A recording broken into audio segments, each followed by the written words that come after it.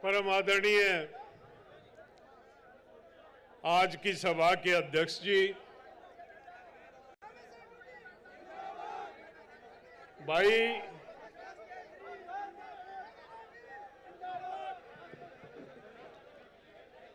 सम्मानित मंच, उपस्थित बिरादरी की सरदारी, माताओं, बहनों व नौजवान साथियों,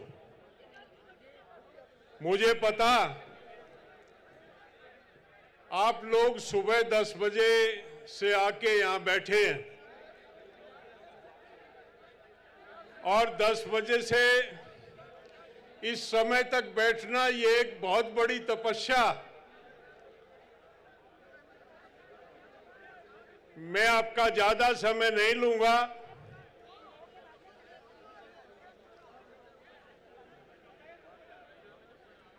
मैं प्रणाम करता हूं आप सभी को। आज भाई यहां मेरे पास मंच के पास ना बोलें, जिसको बात करनी हो पीछे चले जाएं, पीछे चले जाएं। ये कोई अनुशासनहीन कौम नहीं है, ये जाट कौम का जलसा है। जाट कौम में जो है अनुशासन नहीं तो जाट नहीं। यहां से हट जाएं आप।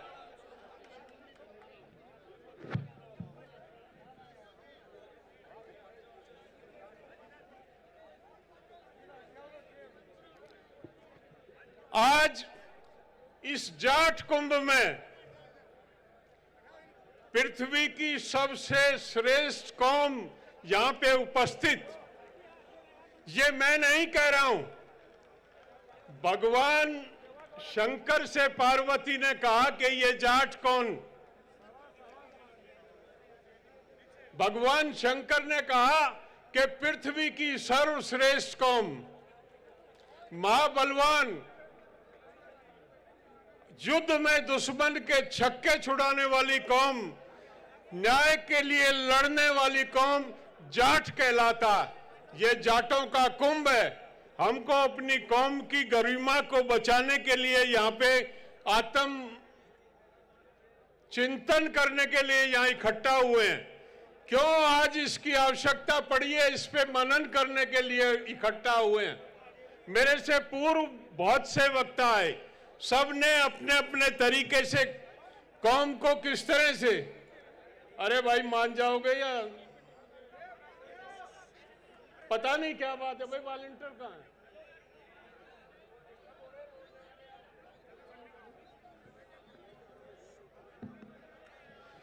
बीमारी नहीं है हम लोगों को कि बोलने की बीमारी है, जहां माइक दिखा वहां बोलने लग जाते हैं।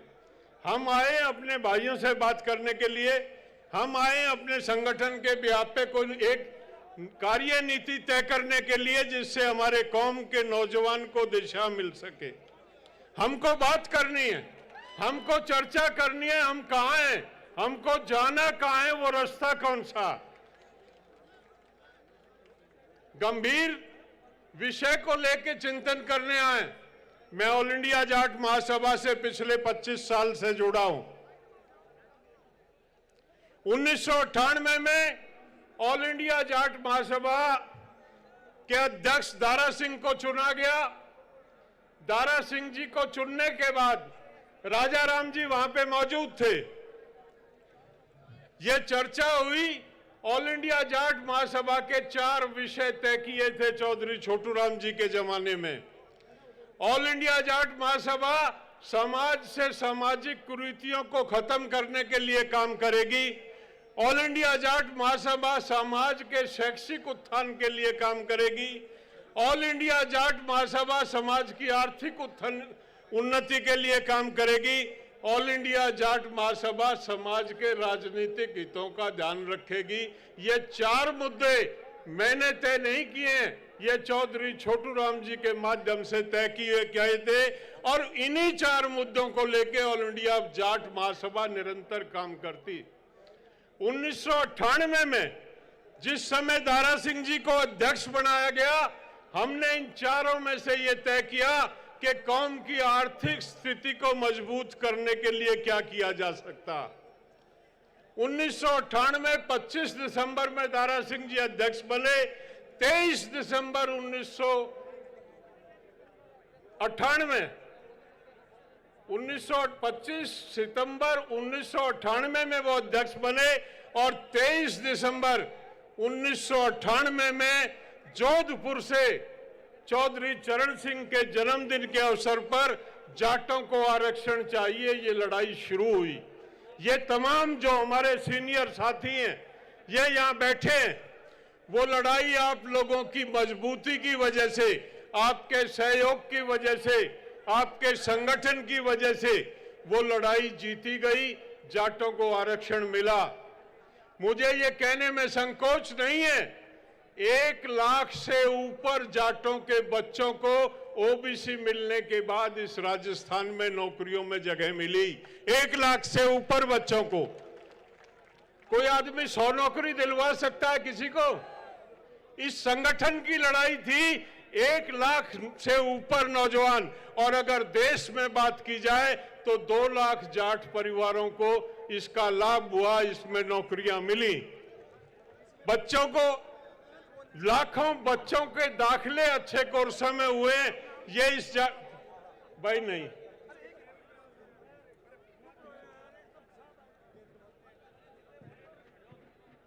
काम जब तक नहीं होगा, संस्था की उपयोगिता क्या? संस्था बनाई क्यों जाती है? संस्था का काम होता है कि वो समाज के हित में कार्य करे, कार्य योजनाएं बनाए।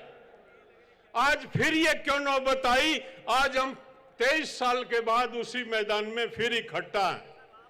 कहीं कोई कमजोरी हमारे नेतृत्व को लगी, कहीं ना कहीं कोई खामी आई, कोई सुस्ती आई, कहीं ना कहीं धार कुंद हुई। उस धार को दोबारा से मजबूत करने के लिए ये आज का आयोजन किया गया।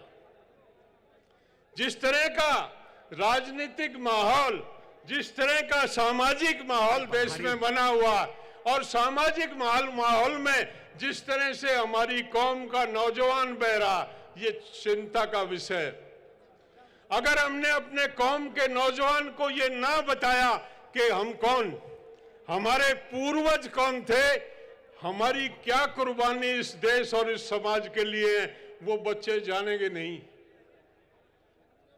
बीच में एक युग आया था जब टेलीविजन के हिसाब से बच्चे बड़े होते थे, अब तो मोबाइल के हिसाब से बच्चे बड़े हो रहे हैं, उनको पता ही नहीं हम कौन है। हमारा इतिहास क्या है, हमारे पूर्वज क्या थे और किस प्रकार से उन्होंने संघर्ष करके इस कौम को श्रेष्ठ कौम के दर्जे को कायम रखा। जाटों ने हमेशा, जाट की फितरत रही है, जाट ने हमेशा कर्म में विश्वास किया, जाट ने हमेशा मेहनत में विश्वास किया, जाट ने हमेशा पोप और पाखंड का विरोध किया। एक जमाना था तब सब जाट, तमाम देश का जो जाट था, उसने बौद्ध धर्म को स्वीकारा था क्योंकि वो पोप और पाखंड से दूर रहता था। एक समय फिर आया, 7वीं शताब्दी में 2.5 लाख जाटों का कत्ल किया गया था इस राजस्थान में। 2.5 लाख। माउंट आबू पे एक यज्ञ हुआ था। उस यज्ञ में एक जाति विशेष के लोगों ने एक जाति का जन्म दिया था और एक नया पोप और पाखंड इस प्रदेश में शुरू हुआ था। 1300 साल हमारे बुजुर्गों ने वो गुलामी सहन की। मैं यहां बताना नहीं चाहूंगा, डिटेल से बताऊंगा तो बहुत लंबा समय लगेगा। आपने अपने बड़ों से सुना होगा कि आज से 100 साल पहले की स्थिति क्या थी समाज में हमारी। हम कहां थे? क्योंकि हम पोप और पाखंड का विरोध करते थे और वो शक्तियां मजबूत हुई, उन शक्तियों ने मजबूर होके हमारे समाज का उत्पीड़न किया। ऑल इंडिया जाट महासभा का गठन होने के बाद 1907 में ऑल इंडिया जाट महासभा का गठन हुआ।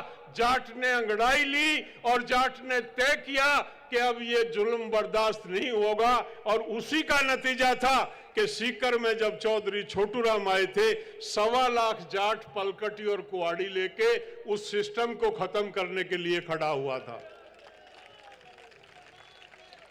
उसी जाट महासभा के आंदोलन का ये नतीजा था।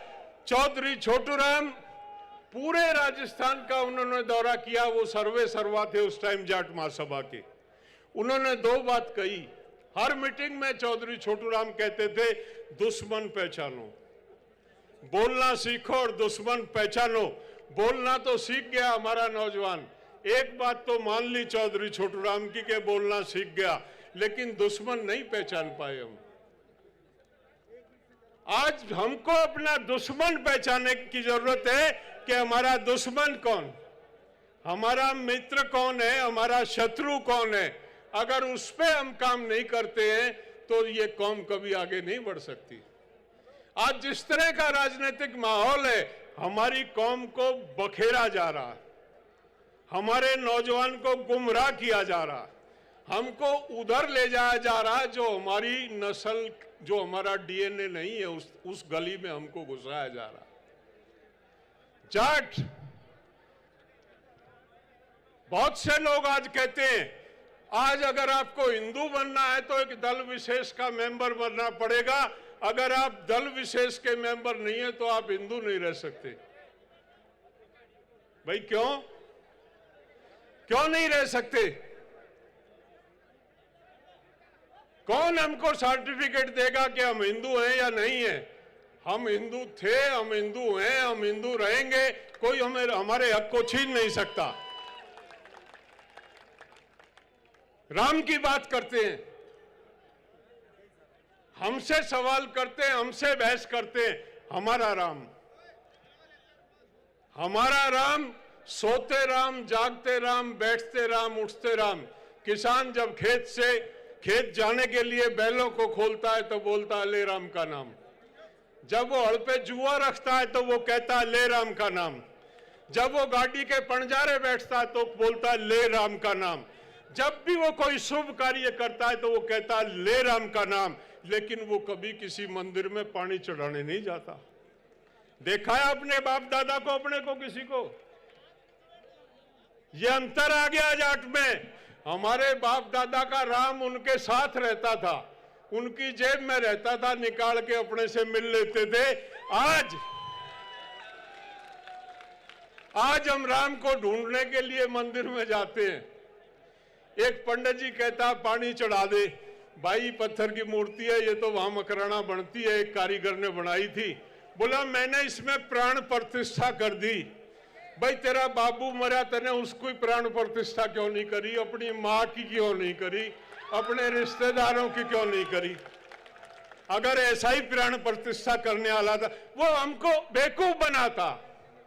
आज से 50 साल पहले किसी गांव के, जाट के गांव में मंदिर नहीं होता था।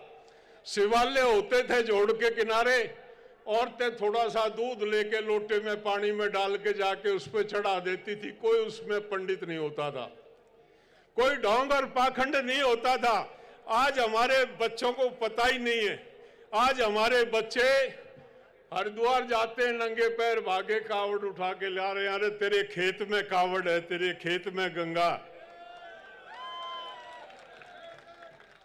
एक चौधरी हर की पेड़ी पे रोहतक की तरफ मुंह करके पानी दे रहा था। भीड़ इकट्ठी हो गई। भीड़ ने देखा बूढ़ा पागल हो गया।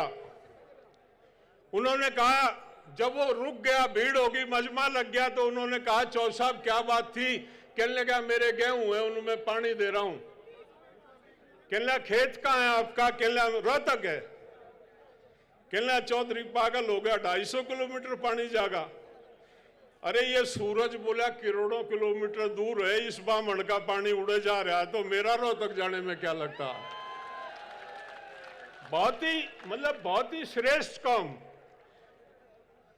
कर्म प्रधान कौम, जिसने काम किया, जिसने मेहनत का खाया, जो समाज को लेके चलती है, जो किसी का बुरा नहीं चाहती, जो गलत बात में अपने बेटे और भाई के विरोध में खड़ी हो जाती है, जो न्याय के साथ खड़ी होती है, ऐसी श्रेष्ठ कौम है जाट कौम। कहां जा रहे हैं हम?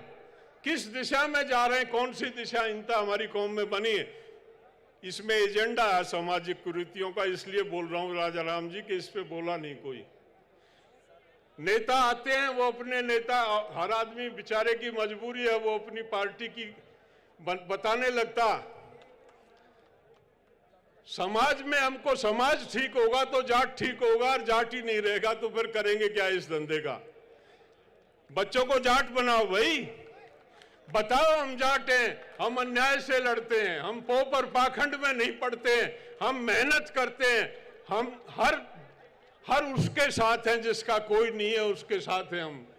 वो कौम है हमारी, वो जाट है। हमको काम करने की आवश्यकता है, हमको जुड़ने की आवश्यकता, हमको अपने आप को संभालने की आवश्यकता।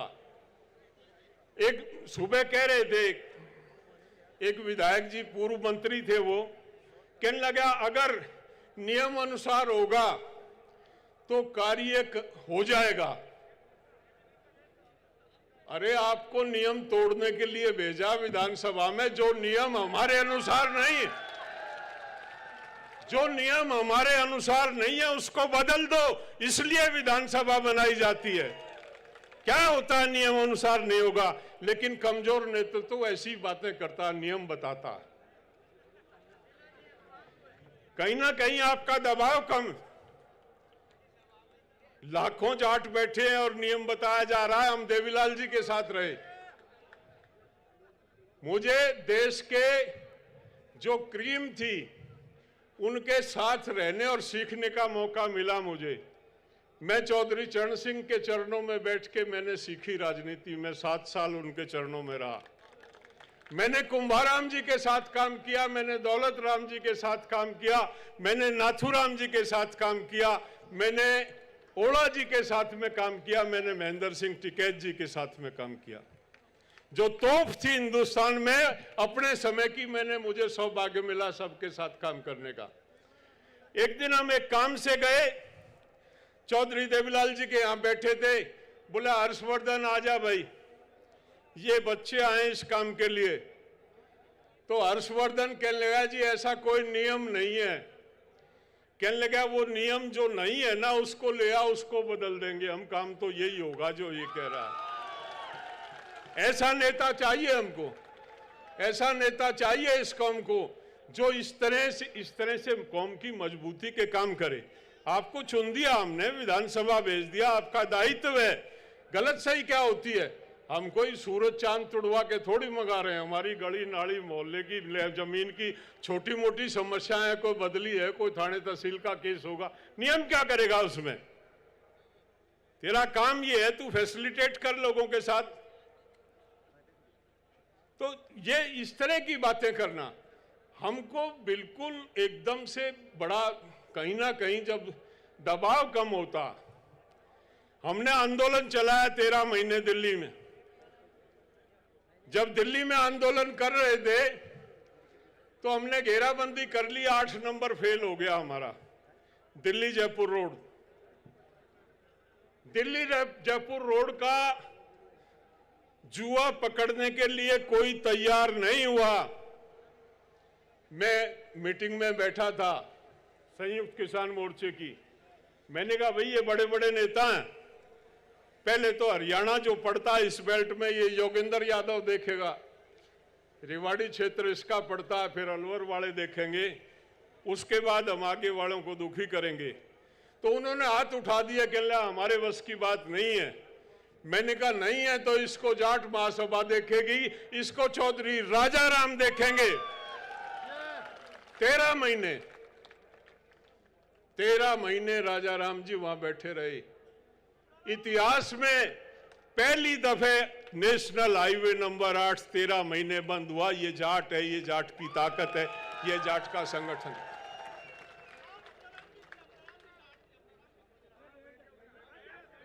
कुछ लोगों की आदत है, कुछों को बेचारों को बोलने की बीमारी कोई नहीं। कुछ लोगों को भेजा जाता कि सभा में व्यवधान उत्पन्न करना, क्योंकि आपके शुभचिंतक भी इस प्रदेश में ही रहते हैं, बाहर नहीं। तो लड़े हम, जीते हम। एक किसान आंदोलन 1906 में हुआ था जिसको अजीत सिंह ने लड़ा था, पगड़ी संभाल जट्टा का नारा दिया था, वो भी आपने चलाया था। और एक 13 महीने का आंदोलन जीता, वो भी आपने चलाया था। उसके भी अगुवा आप थे, अगले पैर आप थे उस आंदोलन के। और फिर इस देश में कोई क्रांति आएगी तो वो जाट के बिना आ ही नहीं सकती, कोई किसी में दम ही नहीं। दिल्ली में चर्चा होती है, बोला दुनिया को तकलीफ है, किसान तो और भी बतेरे हैं, किसान तो और भी बतेरे, ये जाट ही क्यों पंगा लेते हैं। मैंने कहा जाट जो है वो नेतृत्व करता है इस देश का, आज से नहीं सदियों से जाट ने इस देश का नेतृत्व संभाला हुआ है और हम अपने बुजुर्गों की परंपरा का निर्वाह कर रहे हैं, उसे छोड़ेंगे नहीं हम। कोई आए ना आए हम लड़ाई लड़ेंगे। इतिहास की बात मेरे से पूर्व में कई साथियों ने की। टाइम हो गया क्या मेरा? मेरा टाइम हो गया भाई। इतिहास की बात यह है कि मोहम्मद गौरी आया 1192 में। मोहम्मद गौरी की राजधानी, उसका महल उसने कब्जा किया। महरौली में तब राजधानी होती थी पृथ्वीराज चौहान की। और मेरा गांव उस किले से 1 किलोमीटर दूर था। मैं ये बात आपको कह रहा हूं, जो आज वातावरण बना हुआ है उसका जवाब दे रहा हूं। मेरा गांव 1 किलोमीटर दूर था। औरंगजेब ने दिल्ली पे राज किया, उस किले से मेरा गांव 15 किलोमीटर दूर था। मैं आज भी युद्धवीर सिंह हूं, इसलिए हूं कि मेरी कौम में वो ताकत थी कि उनके हलक में लठ देते थे हम। कईयों ने कहा, बोले औरंगजेब ये औरंगजेब, और क्या था औरंगजेब? औरंगजेब का दादा था अकबर, उसका मकबरा था सिकंदरा में। पहले तो हमने लाल किला जो आगरे में है उस पे कब्जा किया, उसमें भूसा भर के आग लगाई, भूसा भर के आग लगाई उसके किले में, और उसके दादा की हड्डियों को निकाल के आग के हवाले कर दिया। ये थी जाट की ताकत औरंगजेब के सामने। आज मैं बहुत पोस्ट पढ़ता हूं, बोला 40 साल पीछे सब ये हो जाएंगे, 40 साल एक ओंकार मारी बेहोश हो जाएंगे, पता नहीं चलेगा इस देश में कहां था। किसको डरा रहे हो भाई? और जो कभी लड़े नहीं उनका क्या मर्द बनाना, और वो क्या मर्द बनेंगे। लेकिन उत्तर भारत की तो गारंटी जब हम लेते हैं, जब तक जाट मौजूद है किसी से डरने की जरूरत नहीं है। संख्या किसी की कितनी हो जाए, जब तक जाट है सबकी प्रोटेक्शन है और सबको प्रोटेक्ट करेगा जाट, बशर्ते जाट अपने घर को संभाल ले। इन नौजवानों को भाई राह पे लाओ, इनको बताओ, पहले तो बुआ दादी और फिर दादा। पहली मास्टर थी दादी, माँ तो काम करती थी, वो कहानी सुना के उसको जाट बनाती थी। बुआ को टाइम मिले तो बुआ, दादी, दो उसकी मास्टर होती थी। जाट बनाने में उनका योगदान था। और थोड़ा बड़ा हुआ तो वो दादा की संगत में जाट बनता था। अब ना संगत बुआ की रही, ना दादी की रही और ना दादा की रही, सब अड़ज पड़ज हो रहा है। बच्चा जब रोता है तो माँ उसको जो है टेलीफोन दे के चुप कराती है, वो मोबाइल पे कुछ पिक्चर विक्चर लगा देती है। तो ये अगर प्रोडक्ट तैयार होगा, इसका मोबाइल फोन का प्रोडक्ट तैयार करोगे तो ऐसे ही लाल बनेंगे और ऐसे ही जाट बनेंगे। समाज को सुधारो, बचो। उनको हफ्ते में नहीं तो एक दिन जरूर घर में ये शिक्षा दो कि हम जाट हैं, हम श्रेष्ठ हैं, हम वीर हैं।